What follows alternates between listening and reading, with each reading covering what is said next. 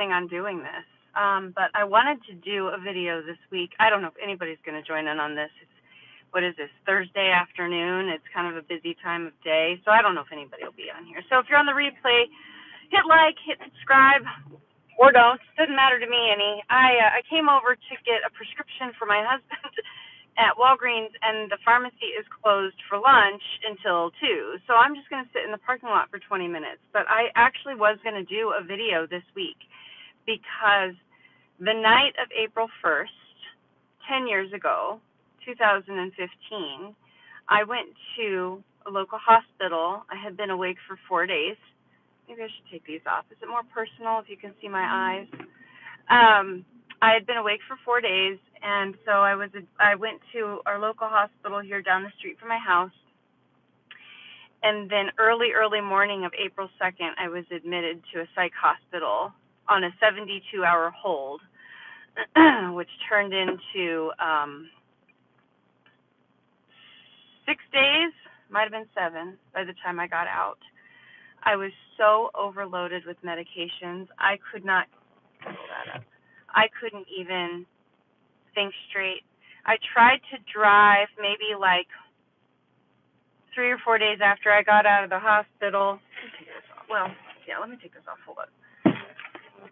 I tried to drive 3 or 4 days after I got out of the hospital, and I just couldn't drive.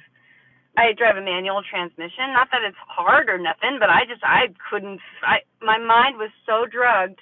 I think I was on 5 medications that they wanted me to stay on or something like that. And it was like, as soon as I got out of the hospital, like I tried for like a day and I'm like, no, I'm not doing this. So I basically started detoxing from all the meds that they had me on in the psych hospital. And that was one of the most traumatic and worst experiences of my life. However, that being said, it did land me my bipolar type 1 diagnosis, and I got answers. And before that, leading up to it, I think that I was like subconsciously looking for answers. I was smoking a lot of pot. I wasn't drinking. I've never been a drinker. But I was like, I knew something was wrong, I felt. And then when I was admitted to the psych hospital and given this diagnosis, one of the medications, and I've read about this, like I wrote a short story about my experience in the hospital, and I read it on this channel early on. I think I did it's like a 4-part series, basically, of me reading my story. And one of the medications that they gave me, hey guys, nice to have you here, Ramesh and Ramahan. I hope I'm saying that right. Not sure, but hi, welcome. Anyway, so yeah, they gave me a med that made my tongue swell. I couldn't talk, and I didn't know. I remember this. My parents came and saw me, and I couldn't even talk to them. I couldn't. My tongue was so swollen. It was just horrible. It was absolutely horrible. So this was 10 years ago, and well, welcome from India. I'm in the States. I'm in the United States here. I am not anywhere near you.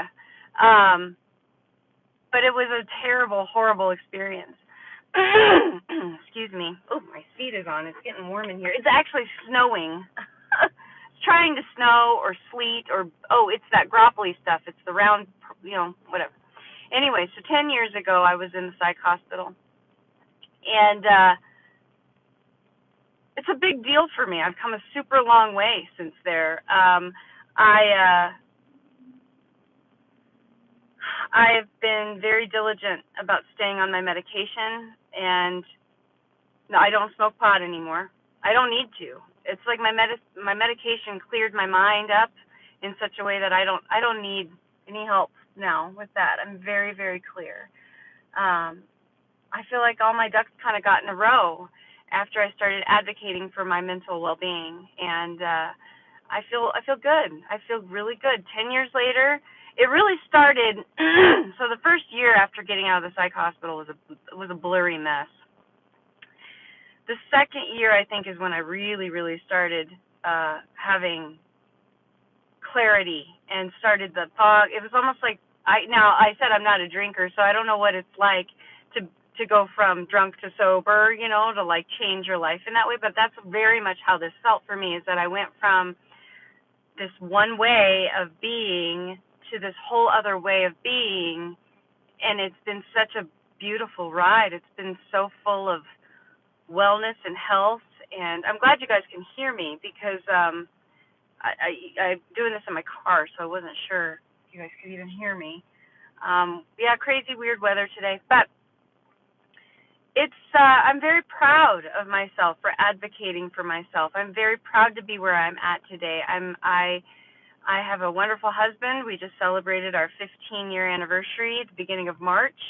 No children, as most of you who are loyal subscribers will know. Lots of peace and quiet in my life. I really can't complain. So I'm just so grateful that what happened 10 years ago gave me a chance at knowing what clarity and a good life and living well actually felt like. Because before all of that, like looking back retrospectively, I look at it and I was such a mess. I was so messed up in my head, and so to now be here in this way, it's just it's like I had this whole life before, and now I'm having this whole life after, and it may have taken me, well, I was diagnosed 10 years ago, so it may have taken me 30-something years, but I got here, and it's nice to be here. So I'm celebrating today. I'm celebrating this week that I'm not in a psych hospital, that I'm not fighting with my mind. Being at war with your mind or feeling like you're losing your mind is really, really crazy. It's stuff that, it's like, your mind, your brain is a part of your body, so you tend to trust what you're thinking, but you really shouldn't do that. You really shouldn't trust that. It's not, your mind doesn't always tell you the truth, and a lot of times it lies to you, and it makes you think things that aren't real or aren't right, and so to be at this place where I can differentiate between it is, it's very good. It's very positive. I'm very thankful for it. So, but yeah, I just wanted to get on here and do a short video. Welcome everybody who's in the chat. I'm not really gonna go through all of the chats right now or anything, but I just wanted to get on here and say that I'm very thankful that the worst week of my life happened 10 years ago and resulted in the best, I would say, last 8 years of my life. I am a new person. I've said it before in my videos. If my outsides had changed as much as my mind, I would be unrecognizable. I am not the same person that I used to be, and it's a really beautiful thing. Even if I die today or I die tomorrow, I was able to experience a really healthy reality, and so I'm very, very grateful for that. And so many of you who have been, I don't see any of my regulars in the chat here, but so many of you who have been with me on this journey for the last year of me doing YouTube, really more, and getting in here, you really understand that, or you can kind of empathize that it's been a road. It's been a difficult path to walk, and it hasn't always been pretty, and that's okay.